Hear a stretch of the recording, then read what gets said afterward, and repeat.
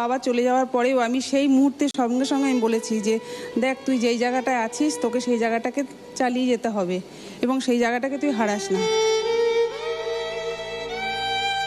কাকিমা, আজকে রাহুল তার বোনের সাথে পারফর্ম করতে চলেছে, তো আজকে আর একটু স্পেশাল পারফরমেন্সটা। রাহুল এবং প্রজ্ঞা এখানে পারফর্ম করুক, আপনি আর আমরা পাশ থেকে ওদের সাপোর্ট দিই এবং ওদের পারফরমেন্সটা এনজয় করি, রাইট?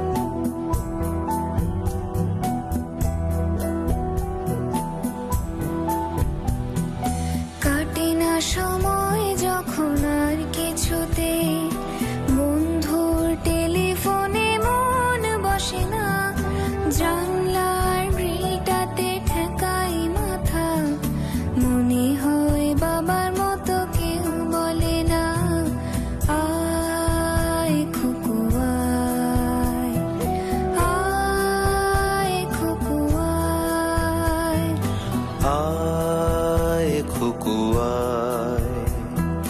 আয়, খুকু আয়, আয় রে আমার সাথে গান গেয়ে যা, নতুন নতুন সুর নে শিখে নে, কিছুই যখন ভালো লাগবে না তোর, পিয়ানোয় বসে তুই বাজাবি রে, আয় খুকু আয়, আয় খুকু আয়।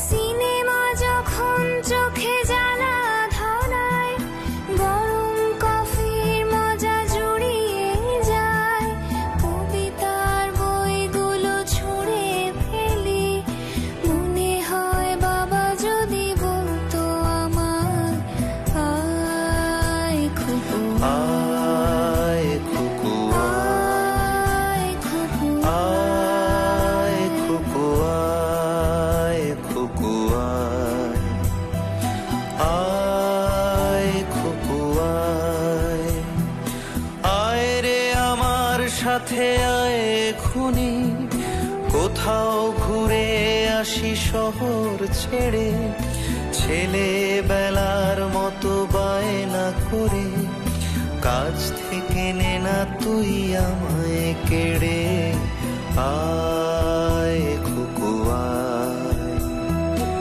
আয় খুকু আয়।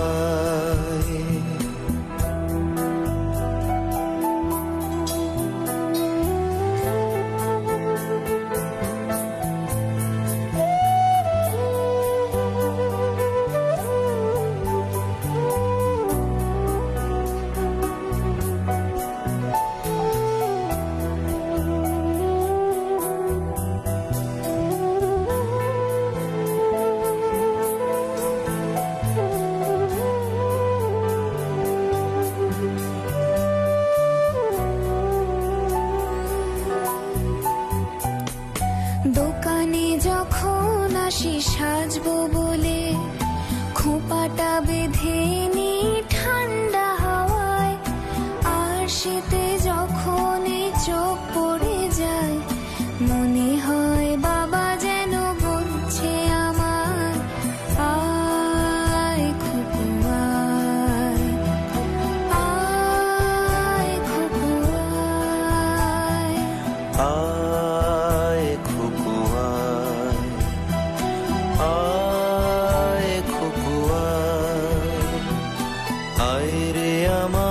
সাথে আয় মামনি, সবার আগে আমি দেখি তোকে, দেখি কেমন খোপা বেঁধেছিস তুই, কেমন কাজল দিলি কালো চোখে। আয় খুকু আয়, আয় খুকু আয়, আয় খুকু আয়, আয় খুকু আয়।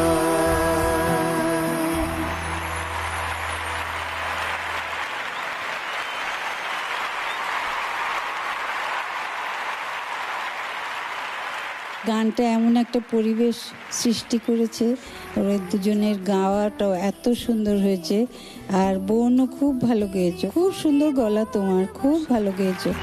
জানলার নীলটাতে আয় খুকু আয়, এই ডাকটা চিরন্তন ডাক একটা। এই ডাকটা পৃথিবীর সমস্ত বাবারা তার কন্যাদের ডাকে এই ডাকটা। রাহুল, সবকিছু এখানে জমিয়ে রাখতে হয়, কিন্তু গানের ভেতরেই ওগুলো এক্সপ্রেস করতে হবে। হ্যাঁ, খুব ভালো, গড ব্লেস ইউ। আর খুব ভালো গেয়েছে প্রজ্ঞা, খুব ভালো গেয়েছে। জি বাংলা সারেগামাপা অনেক এপিসোডে অনেক রকম হিস্ট্রি ক্রিয়েট করেছে এত বছর ধরে, তবে আমার মনে হচ্ছে এই নতুন বছরের এই এপিসোড একটা হিস্টোরিক এপিসোড হয়ে রয়ে যাবে। এটা কিন্তু দুবার ক্রিয়েট করা যাবে না। শিখে নে কিছু যখন ভালো লাগবে না তো, I salute Zee Bangla Saregamapa. God bless you both of you. আয় খুকু আয়। এই গানটার মধ্যে যে সারল্য আছে, গানটা লেখা, সুর, গাওয়া, সেই সারল্যটা আজকে তোমাদের থেকেও পেলাম। আর তুমি যে তোমার বাবাকে হারিয়েছো, তোমার গানের মধ্যে কিন্তু তুমি সেই ছাপটা ফেলতে দাওনি, পড়তে দাওনি সেই ছাপটা। এটা কিন্তু তোমাকে অনেক দূর নিয়ে যাবে শিল্পী হিসেবে, আমি এইটুকু বলতে পারি। একটা খুব স্পেশাল জিনিস আজকে দেখলাম, আমার খুব আনন্দ হলো দেখে। বেশ কিছুদিন আগে আমার এক কাজিন ব্রাদার, সে আমাদের ছেড়ে চলে গেছিল। তারপরে বেশ কিছু অনুষ্ঠানে আমি গান গাইতে পারতাম না, মানে ও আমার খুব ক্লোজ ছিল। স্টেজের মধ্যে বহুবার আমি কেঁদে ফেলে চলে গেছি, আবার ব্যাক করেছি, এরকম হয়েছে। কিন্তু একজন শিল্পীকে সবসময় তার ভেতরের আবেগকে কন্ট্রোল করে তার পারফরমেন্সটা স্টেজে দিতে হয়, সবার সামনে সব কিছু শেয়ার করা যায় না। এটা আমি আজকে রাহুলের কাছে দেখে শিখলাম যে রাহুল কি করে এই আবেগটাকে কন্ট্রোল করে এত ভালো গাইলো, এবং যেখানে বাবা শব্দটা রয়েছে, বাবার রোলটা ও প্লে করছে ওর গান দিয়ে। ওরা ভাই বোনে কতটা কন্ট্রোল করে এটা গাইলো, মানে তোকে অনেক অনেক অনেক স্যালুট। এটা একটা বিরাট গুণ। আর বুবাইকে আমার অনেক ধন্যবাদ। বুবাই আমার ছোট ভাইয়ের মতন, কিন্তু ওর বাজনাটাকে আমি প্রণাম করি।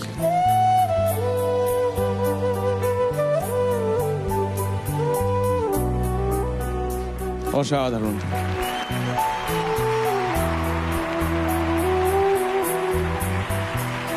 কাকিমা, একটু তোমার কাছে আসবো। তুমি যদি আমাদের বলো যে ঠিক এই মুহূর্তে তোমার কীরকম লাগছে? আমার তো খুবই ভালো লাগছে, কারণ আমি এই জায়গাটাকে খুবই ভালোবাসি, এবং ওরা যে দুজন এটা করলো ওর বাবার প্রতি চিন্তা করে বা বাবাকে শ্রদ্ধা করে ভেবে, আমার তার জন্য আরো বেশি ভালো লাগছে। Thank you, thank you. আয় রে আমার সাথে আয় খুনি, কোথাও ঘুরে আসি। রাহুল, এখানে প্রত্যেকে তোমার সঙ্গে, তোমার পরিবারের সঙ্গে আছে। বেলার মতো বায়না করে কাজ থেকে আমরা নিয়ে নেবো একটা ছোট্ট বিরতি। কোথাও যাবেন না, ফেরত আসছি বিরতি।